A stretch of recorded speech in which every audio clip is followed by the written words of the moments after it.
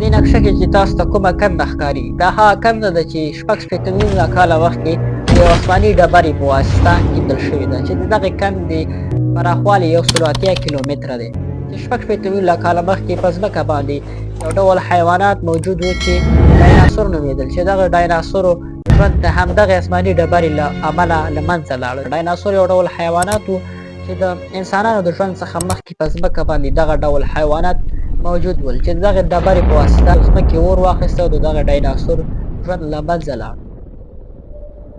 نمبر دویم بلو ویل شارک. دا کوم نهنګ چې تاسو وینئ د نړۍ تر ټولو لوی حیوان دغه نهنګ دی چې د دغې د زړه وزن 4.5 کیلوګرامه دی او همدارنګه د ژبې وزن یې د 500 نارینه‌وو د وزن سره برابر دی. نو تاسو فکر وکړئ چې د ټول بدن وزن به څومره وي. نمبر دریم د سکرین چې تاسو ته کومه څیره ښکارېږي دا نه هم د کوم پیري څیره ده او نه هم د کومې بلا څیره ده بلکې د میږي څیره ده چې د مایکروسکوپ په واسطه ترې عکس اخیستل شوی. نمبر 4 ایا تاسو هم کله فکر کړی چې د لمبېدو څخه وروسته دا ګوتې ولې یو ډول غونجوالی اختیاروي؟ په دې کې هم د الله تعالی یو حکمت دی.